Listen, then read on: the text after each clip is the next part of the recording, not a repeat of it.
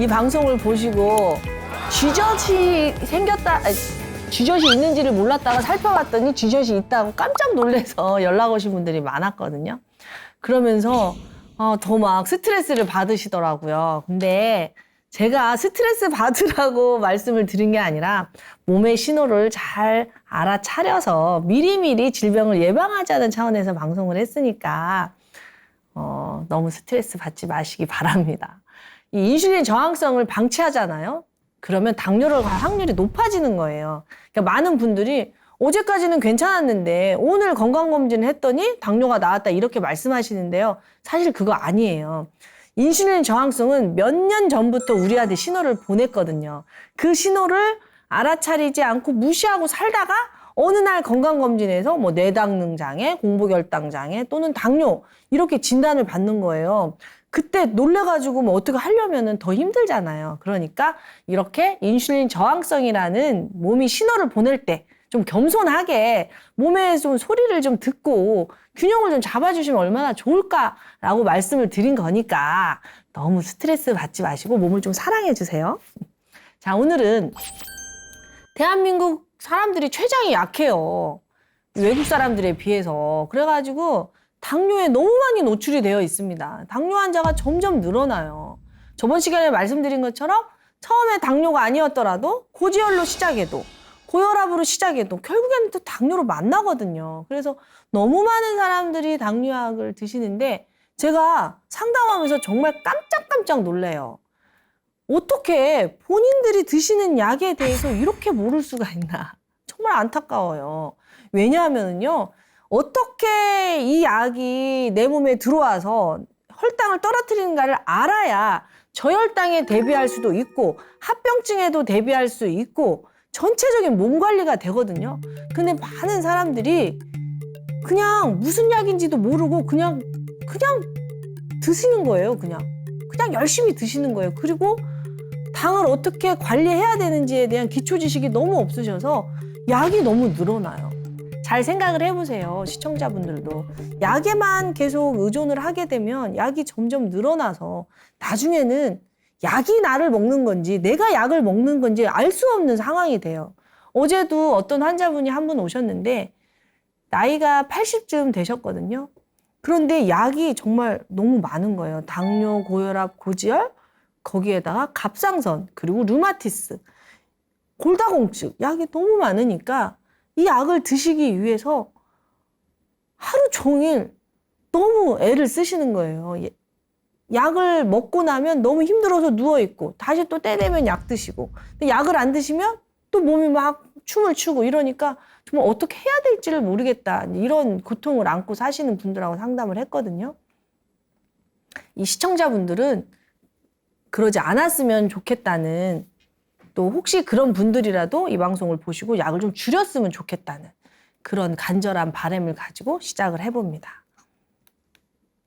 자, 당뇨약의 원리를 아시려면 전편에 인슐린 저항성에 대해서 꼭 보고 오세요. 그걸 보셔야 지금 당뇨약의 원리를 이해하기가 쉽습니다. 자, 당뇨약은요. 인슐린 분비가 안 되는 췌장을 도와서 인슐린 분비를 촉진시키는 약이 첫 번째고요. 두 번째는요. 인슐린의 작용을 증강시키는, 그러니까 췌장에서 인슐린의 분비를 촉진시키는 약이 첫 번째, 두 번째는 소화기, 이 위장에서 인슐린의 작용을 증강시키는 약이 있고요. 세 번째는요.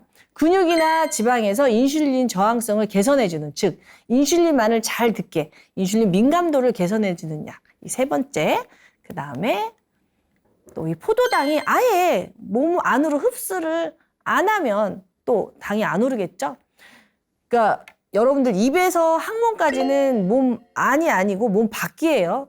입에서 항문까지는 음식이 흐르는 곳이고요. 실제로 혈당이 높아지는 곳은 몸 안이죠. 그러니까 입에서 항문까지 음식이, 우리가 먹은 음식이 혈액 속으로 안 들어가면 당이 안 오르겠잖아요. 그래서 아예 장에서 흡수를 방해하는 약이 또 있습니다.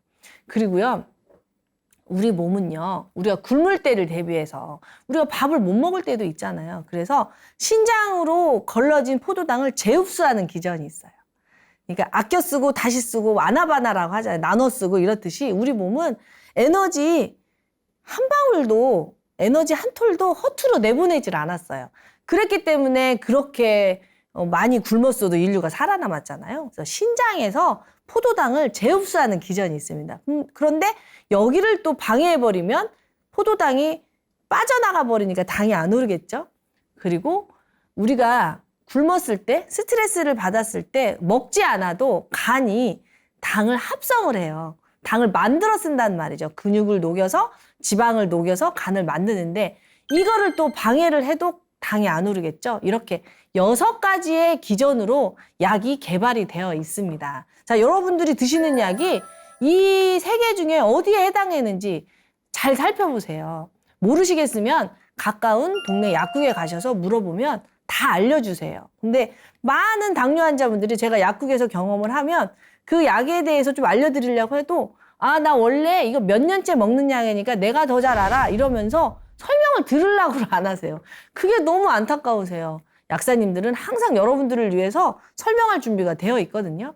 그러니까 약국을 방문하실 때는 그 약에 그 성분명이 써 있는 약봉투를 버리지 말고 가지고 가셔서 약사님하고 상담을 통해서 이 약이 어떻게 작용하는지를 꼭 좀 아셨으면 좋겠습니다. 아무리 뭐 쌀라쌀라쌀라 영어로 써 있고 뭐 모르겠어도 알고 보면 이 6가지에서 안 벗어나요. 크게 이 6가지 바구니에서 안 벗어나고 이 6가지 중에서 섞어서 쓰는 거예요.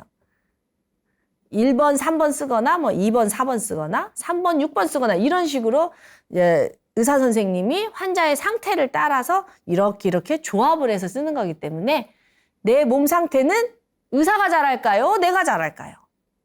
내가 더 잘 알겠죠? 그래서 나의 상태를 의사한테 말을 하고 의사가 환자를 도와주기 위해서 약을 골라서 처방을 내는 거니까 내가 더 잘 알고 있어야 돼요.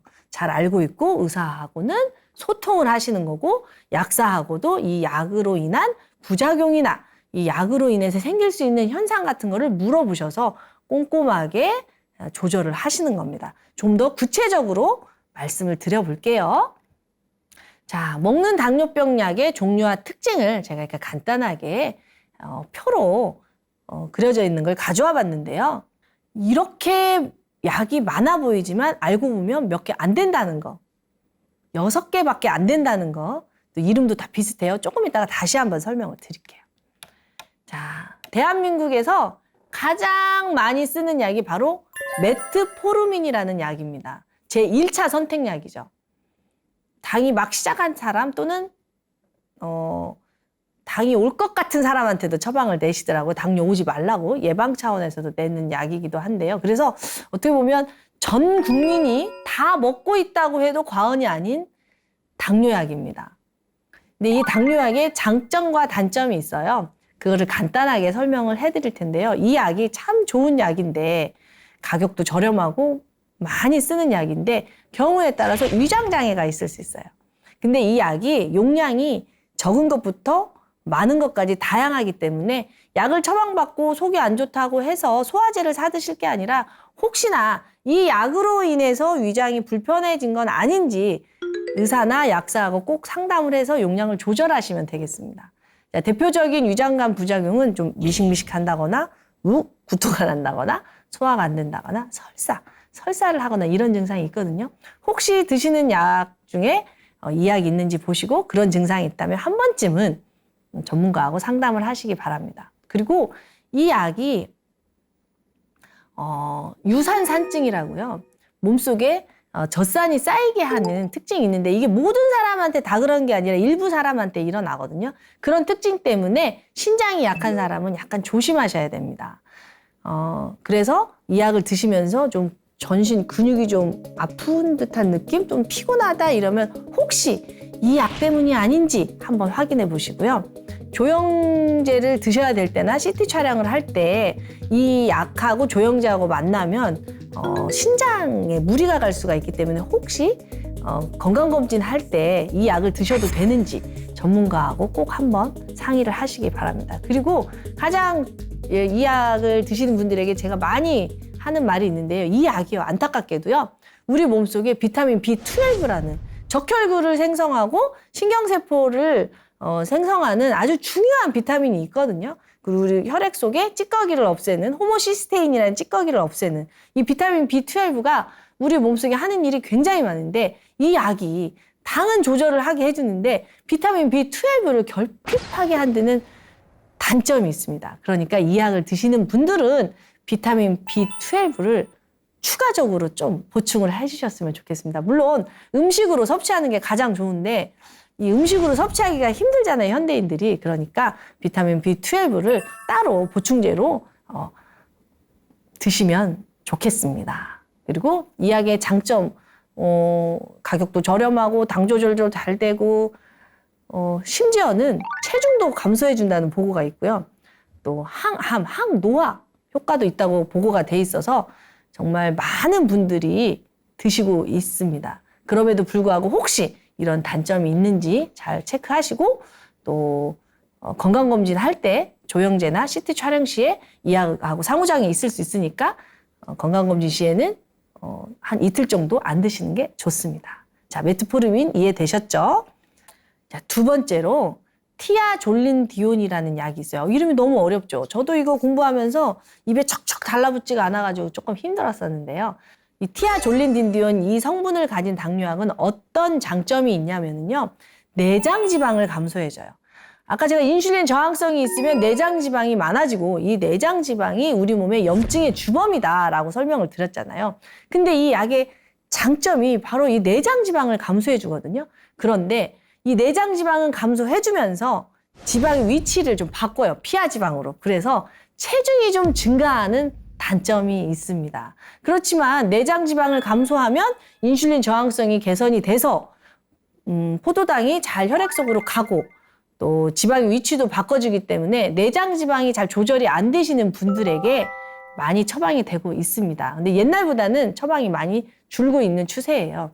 이 약의 단점으로 체중 증가, 또 부종, 빈혈, 또 심혈관계에 부담이 좀 된다는 보고가 좀 있기 때문에 그런 환자들을 좀 걸러서 쓰시는 경향이 있습니다. 그래서 이런 약이 있고요. 또 설폰요소제와 메클리티니드라는 약이 있는데요. 이 약은 췌장에 자극을 합니다. 췌장을 자극해서 인슐린을 혈액 속으로 잘 나가게 도와주는 약이에요.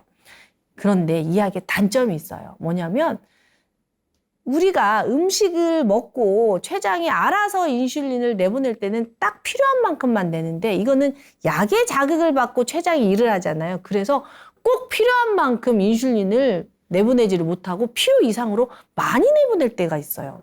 그럼 어떤 일이 벌어지나? 바로 저혈당이 일어나요. 저혈당은요, 굉장히 뇌 인간에게 치명적이에요. 저혈당이 오면 죽을 수도 있기 때문이죠. 사망할 수도 있어요. 그래서 이 약을 드시는 분들은 항상 저혈당에 대비해서 초콜릿이나 사탕을 가지고 다니시라는 의사의 권고를 들으셨을 거예요. 근데 이제 안타까운 거는 이게 처음에만 듣고 의사가 매번 얘기를 해주는 게 아니잖아요. 그래서 잊어버리시는 거예요, 어르신들이. 그래서 내가 먹은 약 때문에 저혈당이 온다는 걸 깜빡 잊으셔서 식사도 안 하시고 약을 드셔버리는 경우가 있어요. 이거 정말 큰일입니다. 식사 안 하신 상태에서 이 약을 드시면 저혈당이 와서 식사 안 하시고 이 약 드시고 산에라도 가봐요. 아무도 없는 곳에서 혼자 산에 가다가 저혈당이 와서 정신을 잃어버리면 어떡해요? 정말 큰일이 나겠죠? 그렇기 때문에 시청자분들께서 드시는 약 중에 이렇게 저혈당을 유발하는 약이 있는지 꼭 확인하시고 식사를 안 하실 경우에는 차라리 이 약을 안 드시는 게 훨씬 낫습니다. 아셨죠? 굉장히 중요해요. 저혈당으로 고생하시는 분들이 너무 많고요. 본인이 이런 약을 드시는지를 모르기 때문에 저혈당이 와서 힘든데도 저혈당인지를 모르고 그냥 체력이 떨어졌나 보다 하고 보양식을 사 드시는 분들이 정말 많거든요. 나이가 드시면 저혈당 때문에 힘든지 기운이 없어서 힘든지 잘 구분이 안 가잖아요. 그래서 필요 없는 보양식을 드셔서 오히려 또 몸이 안 좋아지시는 경우도 되게 많아요. 그러니까 꼭 본인이 드시는 약 중에 저혈당을 유발하는 약이 있는지 확인하시고요. 이 약의 단점이 있어요. 제가 전 시간에 말한 것처럼 인슐린을 만드는 곳은 췌장이지만 인슐린이 작용하는 곳은 근육과 간과 지방이라고 그랬잖아요. 그래서 이 약을 드시게 되면 지방세포에 인슐린이 작용을 많이 해서 배가 나올 수가 있어요. 체중이 증가할 수 있어요. 그래서 당뇨를 오래 고생하시는 분들 보면 팔다리는 가늘어지고 배만 좀 이렇게 나오는 경향이 있거든요. 그게 본인이 관리를 잘 못해서일 수도 있지만 사실은 약 때문일 수도 있다는 거 알아차리시고 이 약도 1ml, 2ml, 3ml 이런 식으로 용량이 있거든요. 늘어나지 않도록 조심하셔야 될 것 같습니다. 장점은요. 신속하게 혈당을 강화한다는 거죠. 인슐린만큼 혈당을 잘 떨어뜨리는 호르몬이 없잖아요. 근데 인슐린을 팍 짜주면 혈당이 탁 떨어지기 때문에 아주 혈당이 높으신 분들에게 한해서 처방을 내리는 걸로 알고 있습니다. DPP-4 억제제라는 게 있습니다. 원래 우리가 혈당 조절을 어떻게 하냐면 혈액 속에 당이 높아지면 췌장이라는 곳에서 인슐린을 분비한다고 했잖아요. 그런데 이 혈액 속에 당이 있는지 이것만 감지를 해서 췌장이 일을 하는 게 아니고요. 알고 봤더니 소화기 있죠. 뱃속에 음식이 들어오면 이 음식이 들어왔다는 것을 알고 췌장이 또 일을 한다는 걸 과학자들이 알게 된 거예요. 그런데 인슐린이 분비를 되려면 인슐린이 분비를 잘 하게 독려하는 호르몬이 또 하나 있다는 걸 알게 됐어요. 그게 바로 인크레틴이라는 호르몬이에요. 인크레틴이라는 호르몬이 인슐린이라는 호르몬이 잘 나오게 도와준다는 것을 알게 된 거죠. 근데 이 인크레틴이라는 호르몬이 어디에서 나오냐? 바로 이 소화기에서 나온다는 거예요. 그래서 인크레틴이라는 호르몬은 근데요, 잠깐 나왔다가 빨리 사라지는 경향이 있어요. 그래서 이제 과학자들이 그러면 인크레틴이라는 호르몬이 빨리 사라지지 않게 하면 인크레틴이 계속 인슐린을 나오게 하니까 당 조절이 잘 되겠구나 이렇게 착안을 해서 이 인크레틴이라는 호르몬이 빨리 사라지지 않게 하는 약인 거예요. 즉 인크레틴이라는 호르몬이 빨리 사라지게 하는 게 DPP-4라는 효소인데 이 효소를 억제하는 거죠. 자, 어렵지 않죠? 인슐린이 잘 나오게 도와주는 인크레틴이라는 호르몬이 몸속에 많이 머물게 하는 약인 거예요. 그래서 이 약이 소화기에 작용을 하다 보니 췌장 세포를 막 직접적으로 자극을 안 하다 보니까 저혈당의 위험이 훨씬 적어요. 그래서 요즘은 아까 췌장을 직접적으로 자극을 해서 하는 그 약보다 이 약이 훨씬 많이 처방이 되는 경향이 있습니다. 왜? 저혈당의 위험이 적기 때문에. 그런데 사실요, 약이라는 게 사실 자연스러운 건 아니잖아요. 원래 우리 몸이 스스로 알아서 해야 되는데 못하니까 약이 들어가서 도움을 줬기 때문에 부작용이 조금 있을 수 있잖아요. 근데 이 약의 부작용이 뭐가 보고돼 있냐면 면역이 약화되는 게 보고가 돼 있어요. 그래서 이 면역력이 약화되고 또는 췌장염도 보고가 돼 있거든요. 이런 부분들을 이제 잘 전문가하고 상의를 하면서 처방을 받아야 될 것 같습니다. 그래서 이 DPP-4 역제제가 요즘은 참 많이 처방이 되는 약입니다. 식단 조절이 잘 안 되시는 분들에게 많이 쓰는 약이 있어요. 우리가 당이 있으면 단순당을 못 먹게 하잖아요. 뭐 포도당이나 밀가루나 뭐 이런 단순당을 먹게 되면 혈액 속에 당이 빨리 올라가니까 그런 거 드시지 마세요 하는데 사람이 어떻게 안 먹고 살아요. 당이 있어도 먹고 싶은 건 한 번씩 먹어야 되는데 그럴 때 이 약이 도움이 됩니다. 이 밀가루 음식이나 뭐 떡이나 빵이나 이런 걸 먹었을 때 그 음식이 몸 안으로 흡수되지 않게 그 약의 분해를 막아버리는 거예요. 그런 탄수화물이 분해가 돼서 포도당으로 되어서 몸 안으로 흡수가 되는데 그걸 막아버리니까 포도당으로 분해가 안 돼서 몸 안으로 흡수가 안 되겠죠. 그러니까 먹고 싶은 것을 좀 먹었을 때 근데 불안해. 내가 이걸 먹었는데 당이 오를까 봐 걱정이 돼. 그럴 때 이 약을 드시면 분해가 안 되고 화장실로 가는데요. 자, 포도당으로 분해가 안 됐기 때문에 여러분들이 감수해야 될 게 있어요. 분해되지 않은 당들이 뱃속에서 춤을 춥니다. 가스가 차고 소화가 안 된 거죠. 분해하는 게, 소화라는 게 뭐예요? 탄수화물을 잘게 부수는 건데 그게 안 됐잖아요. 그러니까 소화불량에 시달릴 수 있고 이 분해되지 않은 당들이 물을 끌어당기기 때문에 설사가 생길 수가 있습니다. 그래서 아주 심한 사람들은 과민성 대장 증상처럼 화장실을 들락날락거려요. 이런 단점이 있기 때문에 또 이 약은 식사를 할 때 효과가 있는 거죠. 식사 안 할 때는 전혀 효과가 없잖아요. 그래서 이 약이 요즘은 잘 처방이 안 돼요. 너무 이제 배가 아프잖아요. 당 조절하려다가 과민성 대장주사 이것도 굉장히 고통스럽거든요. 그래서 옛날에는 굉장히 많이 처방이 됐었는데 요즘은 좀 처방이 덜 되는 약 중에 하나인데 그래도 식단 조절이 잘 안 되는 분들은 이 약을 좀 응용하시면 도움을 받을 것 같습니다. 알파 글루코시다제 억제제라고 얘기를 합니다.